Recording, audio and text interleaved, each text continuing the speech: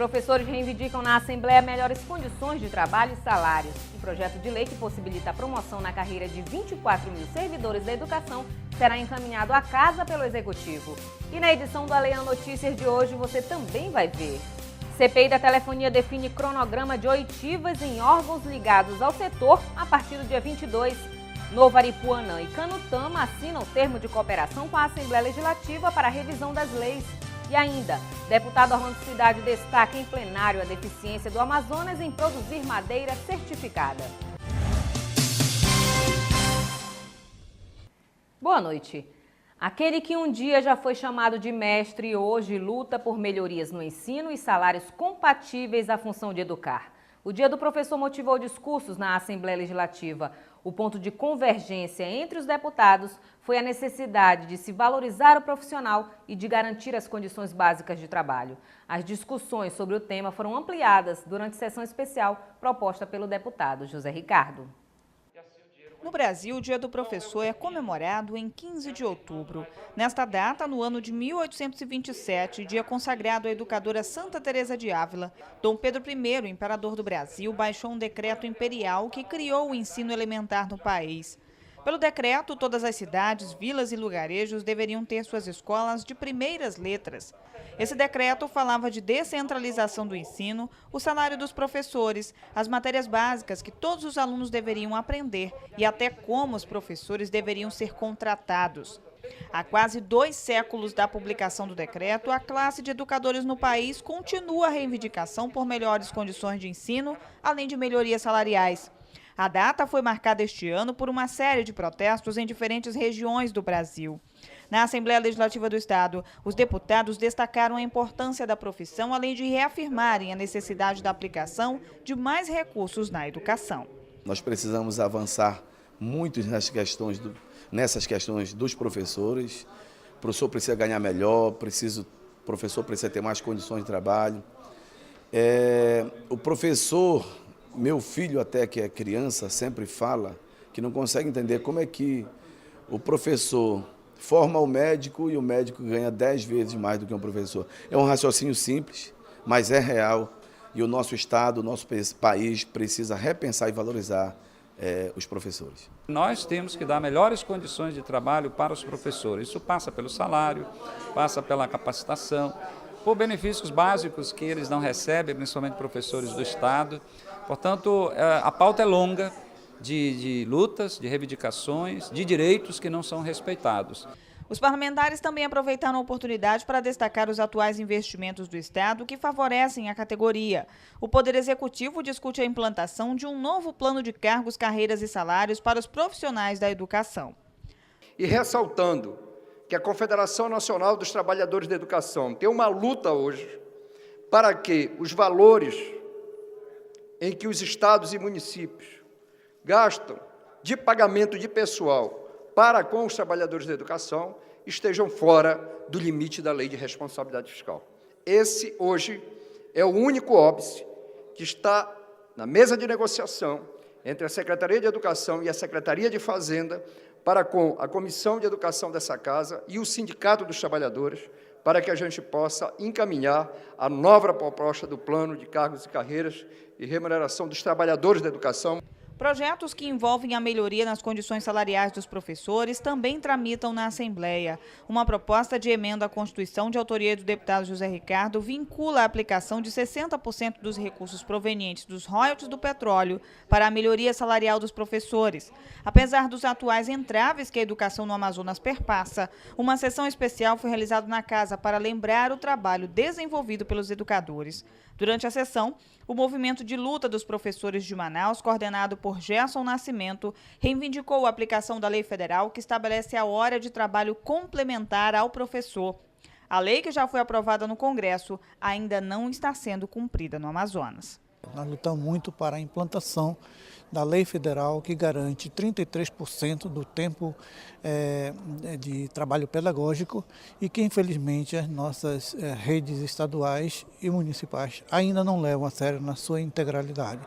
A Prefeitura paga no máximo 20% do HTP, que nós chamamos, da hora de trabalho, e o Estado também não mostrou boa vontade em termos de avançar e no cumprimento dessa lei federal que estabelece o cumprimento do HTP como algo que ajuda a melhorar as condições de aprendizagem do aluno, enquanto o professor teria mais tempo para preparar suas aulas, fazer as avaliações. E, infelizmente, é negado isso, principalmente para as séries iniciais. A sessão de autoria do líder do PT na casa, deputado José Ricardo, também lembrou dos avanços que a categoria já conquistou. E o governador Omar Aziz vai encaminhar ao Legislativo o projeto de lei que possibilita a promoção na carreira de servidores da educação. O repórter Rafael Marques tem os detalhes. Raquel, o governador Omar Aziz anunciou que vai encaminhar à Assembleia Legislativa do Amazonas projeto de mudanças no plano de cargos, carreiras e remuneração que possibilitará a promoção de 24 mil servidores da educação, sendo 17 mil professores.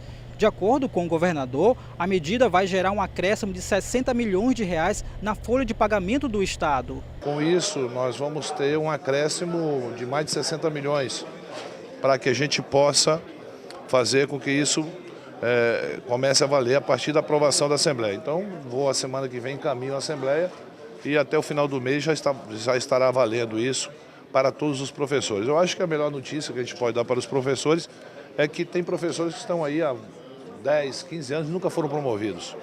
E todos serão promovidos, algo importante para valorizar o professor e para reconhecer o valor que ele tem no trabalho que ele faz diariamente junto aos alunos e às novas gerações que virão por aí e que irão servir o Estado do Amazonas.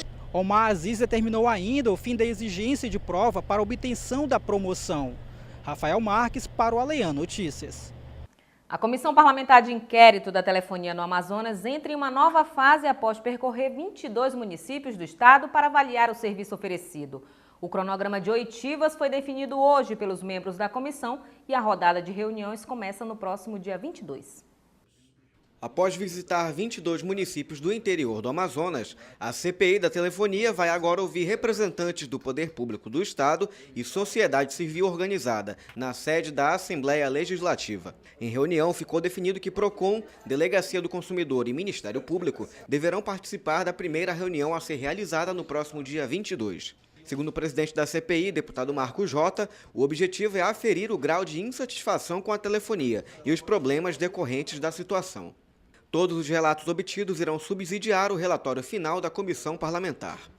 Tudo que nós estamos vivenciando servirá de base para que os relatores possam confeccionar os seus relatórios, né? Nós temos uma inovação no estado do Amazonas, que é exatamente a confecção de 3 relatos. O primeiro relatório, especificamente, vai cuidar da questão da internet, outro relatório da questão da telefonia móvel e outro relatório da telefonia fixa. Nós temos muitos problemas, principalmente nas comunidades do interior do estado. Então, seria muito desgastante nós termos no Amazonas o mesmo que tem em outros estados brasileiros, que é a figura do presidente, dos membros e de um único relator. Por isso que nós fatiamos essas relatorias. Mas tudo que nós estamos vivenciando, tudo que nós estamos ouvindo, todos os relatos por onde a CPI tem passado, irão ajudar na formatação desses relatórios. Depois, ao final, nós teremos um único relatório, que será o relatório final da CPI do Estado do Amazonas. No dia 23 de outubro, haverá um encontro nacional das CPIs em Brasília. Ao todo, 18 foram instaladas em todo o país. A meta é debater sobre um novo marco regulatório para a telefonia e sugerir que a internet seja inserida como serviço público.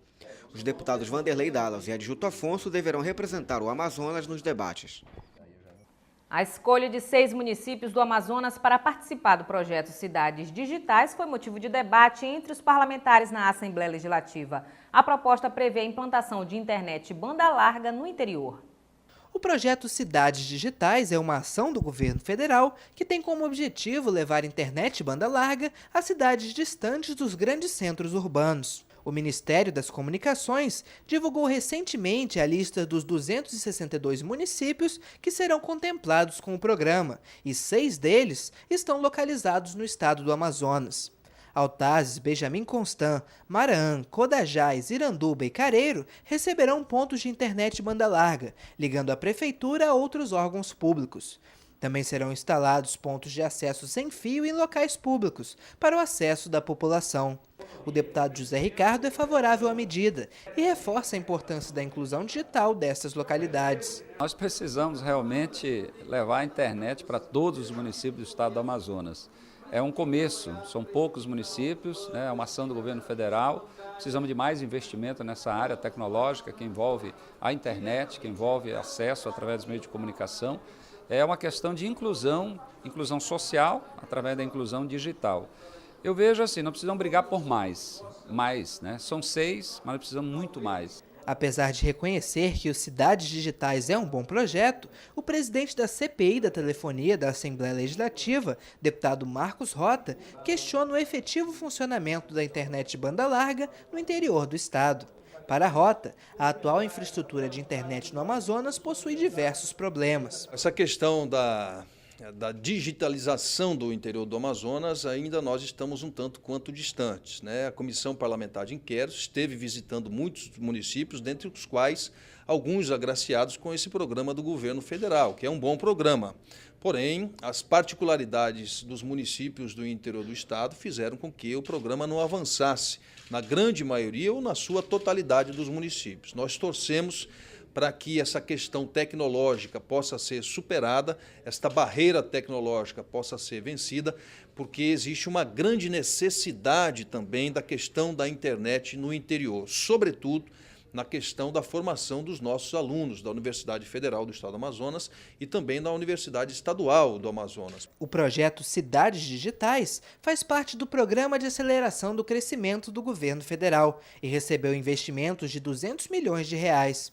O Ministério das Comunicações espera que 6,2 milhões de pessoas sejam atendidas pelo programa em todo o país.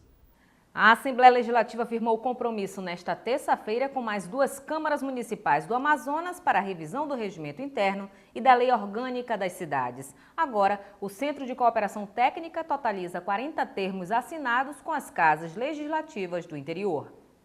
O presidente da Câmara de Novo Aripuanã, distante 227 quilômetros de Manaus em linha reta, foi o primeiro a assinar o termo de adesão aos serviços oferecidos pelo Centro de Cooperação Técnica do Interior. Agora, o município terá o regimento interno da Câmara e a lei orgânica da cidade revisados pela Assembleia Legislativa. Em Novo Aripuanã não tinha, nós temos uma lei orgânica já defasada há muito tempo e com o apoio do SECOT, né, não conhecia e vim aqui justamente para isso. Mas estou conhecendo agora e vamos fazer juntamente com o SECOT,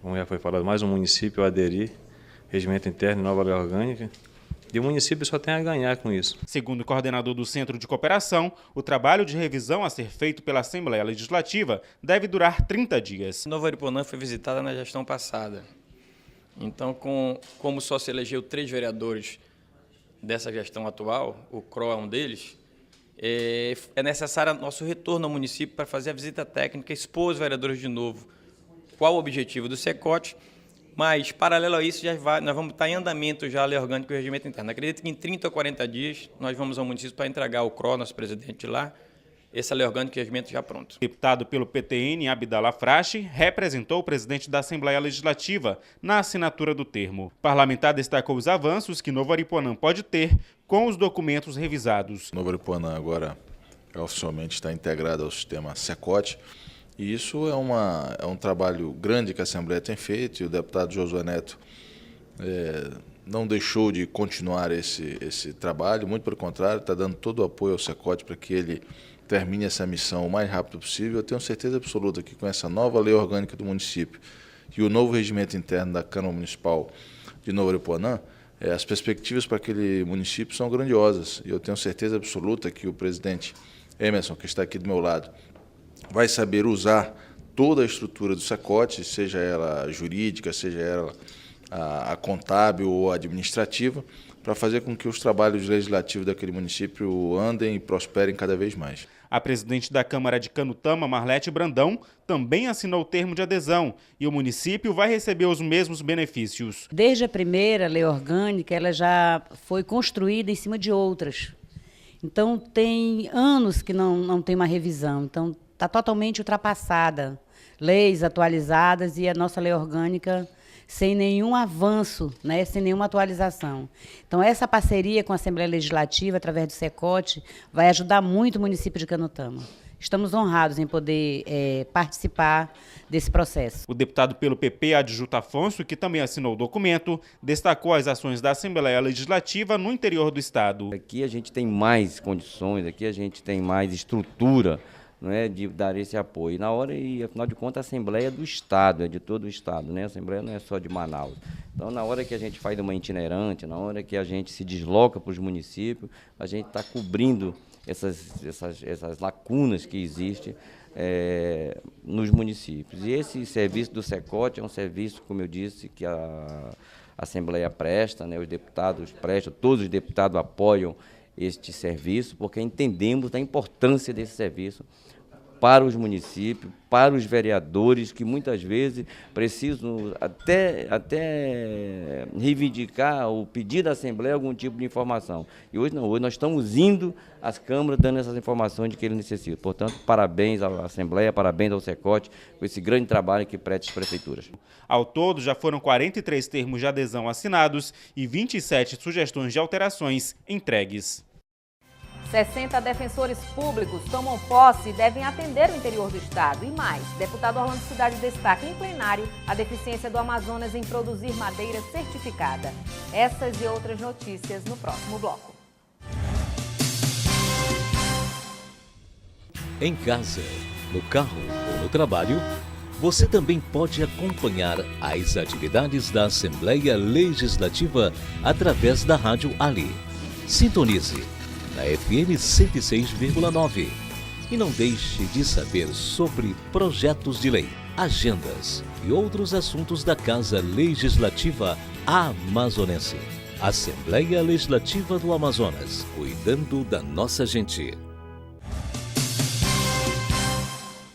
60 novos defensores públicos foram empossados na manhã desta terça-feira. Na Assembleia Legislativa, o presidente da Casa, deputado Josué Neto, ressaltou o papel destes profissionais em benefício da população do interior.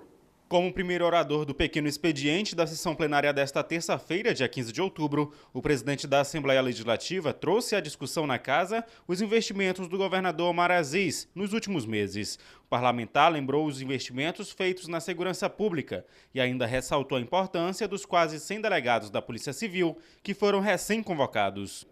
O presidente falou também dos desafios da Defensoria Pública do Estado. Josué Neto afirmou que os novos defensores públicos irão beneficiar diretamente a população do interior do Amazonas. Infelizmente, que sofrem com essa necessidade e tantas outras, quantas e quantas vezes nós estivemos no Ministério Público para conversar com o doutor Francisco Cruz da falta do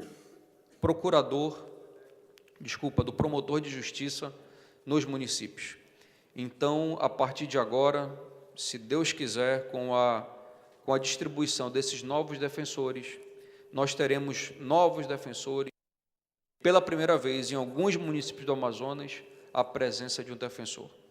Defensores, promotores de justiça, são agentes que são fundamentais para o andamento e o desenvolvimento da sociedade, principalmente da sociedade nos municípios do Amazonas. O líder do PSB no Parlamento Legislativo, o deputado Marcelo Ramos, também discursou sobre o assunto e reconheceu os investimentos feitos pelo governo do estado. Marcelo Ramos também parabenizou Omar Aziz, que assumiu compromisso pela autonomia orçamentária da Defensoria Pública. Essa é uma medida essencial e um ato de grandeza do governador do estado do Amazonas.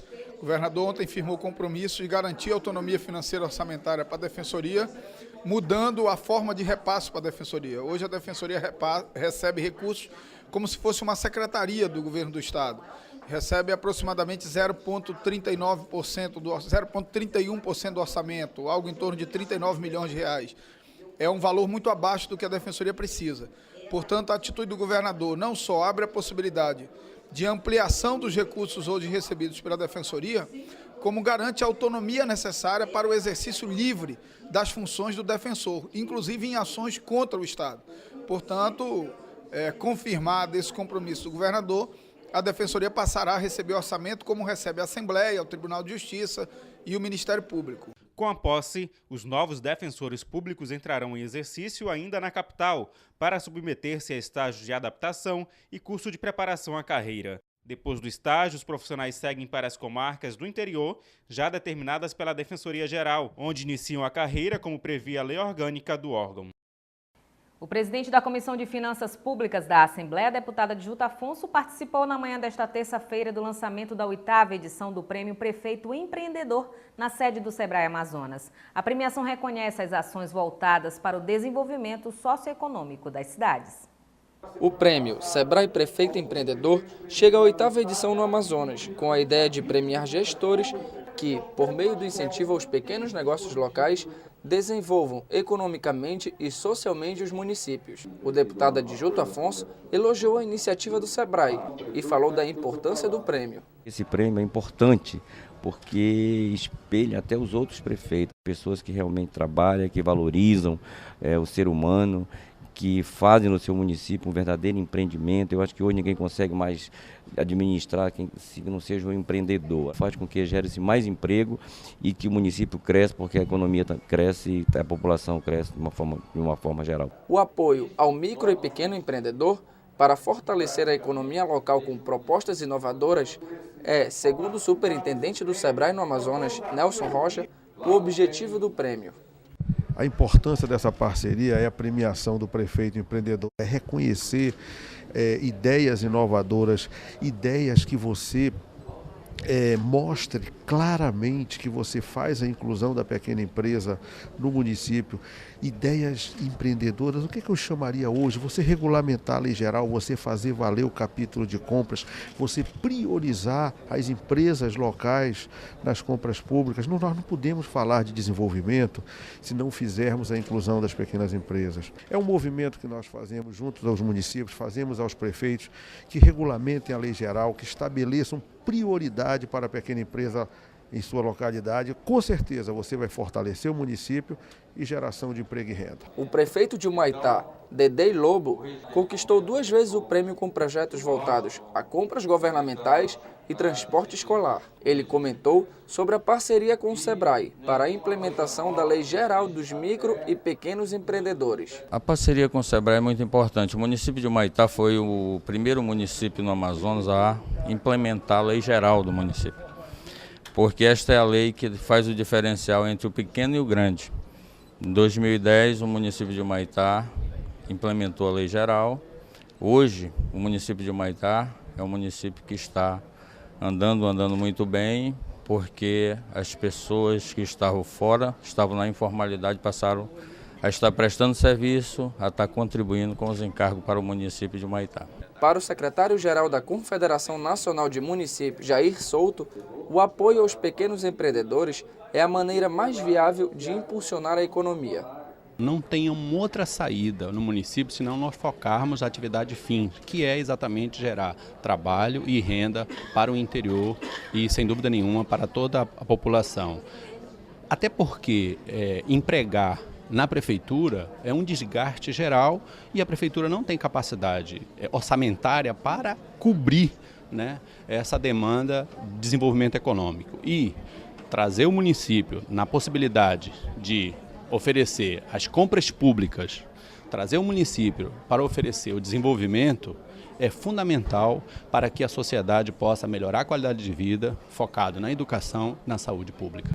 Para que um Estado possa se desenvolver economicamente, órgãos como o Tribunal de Contas, Procuradoria-Geral, a Assembleia Legislativa, entre outros, devem estar envolvidos no mesmo propósito. A implementação da Lei Geral do Pequeno e Microempreendedor em todo o Estado é essencial para que esse setor se torne efetivamente uma alternativa econômica. No Brasil, 1/3 das prefeituras já concorreram ao prêmio do Sebrae, com mais de 5.000 projetos apresentados. O Amazonas ganhou 3 vezes o prêmio no cenário nacional.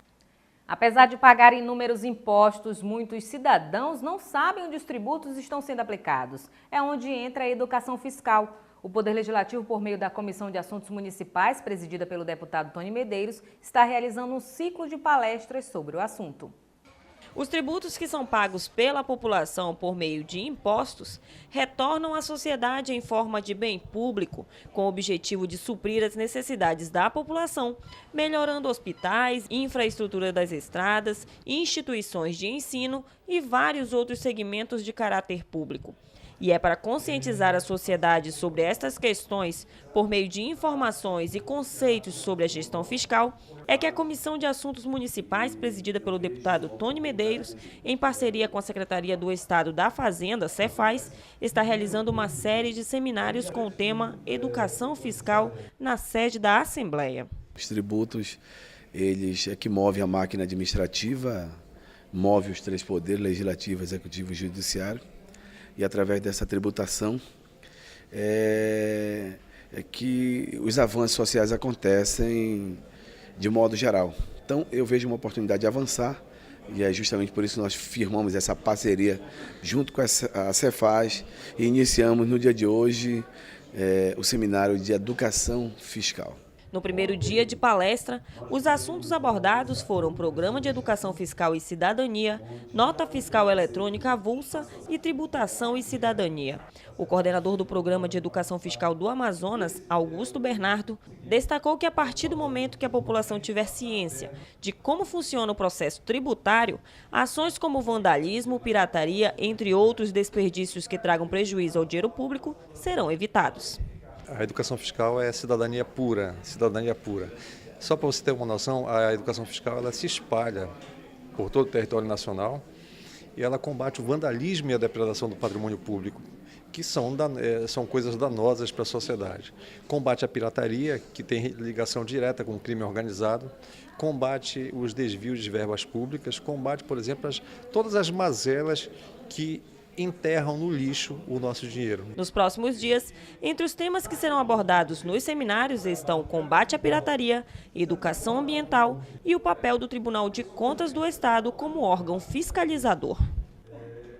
O deputado Orlando Cidade enfatizou da tribuna da Casa a deficiência do Amazonas em produzir madeira certificada. O parlamentar cobrou alterações na legislação ambiental que permitam o manejo florestal. O deputado destacou ainda a realização da Expoagro como fonte de desenvolvimento econômico para o Estado. A realização da 40ª Feira de Exposição Agropecuária do Amazonas, Expoagro, foi destaque na tribuna legislativa. Esse ano, o evento acontecerá no município de Iranduba, a 27 quilômetros da capital, o que, de acordo com Orlando Cidade, irá fomentar a economia local. Com isso, quem ganha é o Amazonas, que para lá vai ter a participação de expor o seu rebanho, de expor a produção agrícola, a piscicultura, a pecuária, a agricultura, o extrativismo, o artesanato, tudo será exibido já nesse novo parque agropecuária lá em Iranduba. Mas o parlamentar também cobrou outras formas de desenvolvimento do setor primário, como a alteração da legislação ambiental para permitir o manejo da madeira da região, como já acontece em outros estados. Estivemos também visitando a IPA, Indústria de Pisos da Amazônia Limitada, uma empresa que tem capital nacional e também tem capital canadense. É uma grande empresa de beneficiamento de madeira. Eles exportam madeira 100% beneficiada, parte para o Brasil, grande parte para os Estados Unidos e para o Canadá.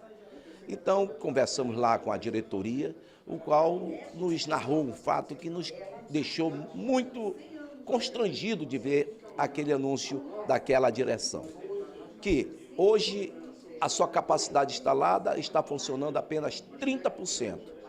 E desses 30%, 90% são de madeiras vindas de outros estados, ou seja, de Rondônia, do Acre, de Roraima. Porque o Amazonas não dispõe de madeira manejada para ser beneficiada e gerando assim emprego e renda aqui no Amazonas, lá em Iranduba e fontes de riquezas também para o Brasil.